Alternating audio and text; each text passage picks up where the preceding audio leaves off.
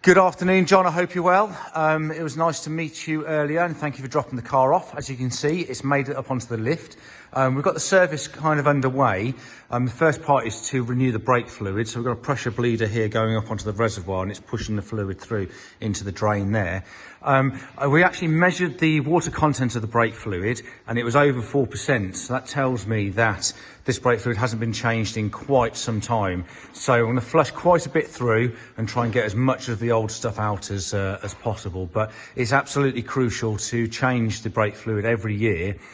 Because the water rots the system, especially the ABS module, from the inside out, and you can't buy ABS modules anymore. So before we embark on the rest of the service and the timing belts, we've been through the car, and I've got a few things that I want to talk through you.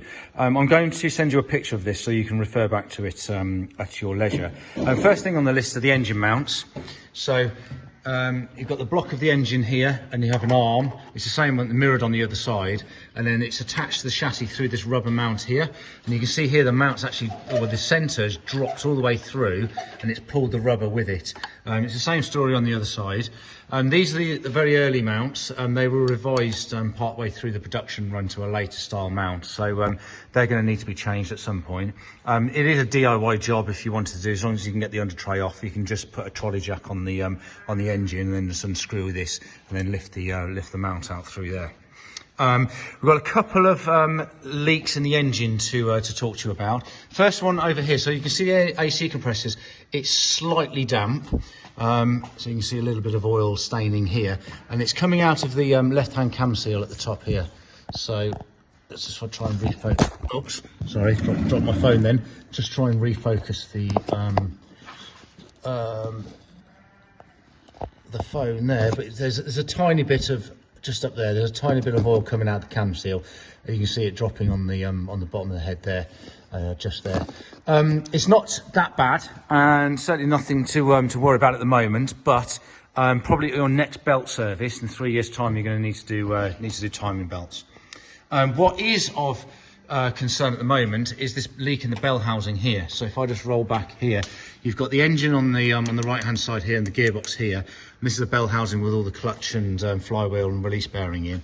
And you can see, first of all, you can see here that this is the cover plate is all soaking wet, and we've got all oil running down the inside of the bell housing on the engine side here. So that'll be a rear main oil seal leak. So when the crank has to come out through the engine, there's a big seal on the back called the rear main seal. That's going to need attending to sooner rather than later, because that will end up contaminating the clutch, and then instead of buying a 30 quid seal, you'll be buying a £3 clutch and flywheel there. I've got a note that's to adjust the handbrake. That's just up in here. Do that free of charge as part of the service. That just needs to be tightened up a small fraction. Right, we've got a weep or a sweat on the steering rack. So at the front here, you can see here, if I just kind of, it's starting to sweat a little bit on the rack there. Don't need to do anything about it now, just need to keep an eye on that one. So in the next time you're in here with the wheels off, then take a look at that. We've got rear left lower ball joints worn. So that's this joint here. If you put a pry bar in there, you can feel some play in there. We've got play in this tie rod end here. So this bit here governs the rear toe, so there's some play in there.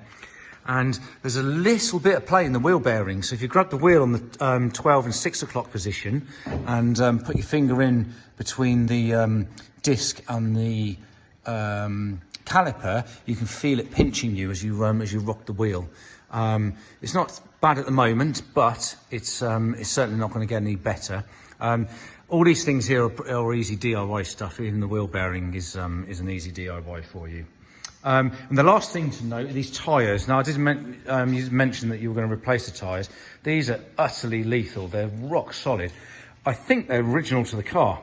You can see they're all cracked to death as well. But I took it for a drive up the road, and there's hardly any grip on them at all. So yeah, anyway, you know all about that. So anyway, that's where we are. So we're going to crack on with the timing belt part of the of the job, and then maybe you can give me a call and we can have a chat about what, if any, of the other bits you'd like to do whilst the car's here. Okay, speak soon. Thanks.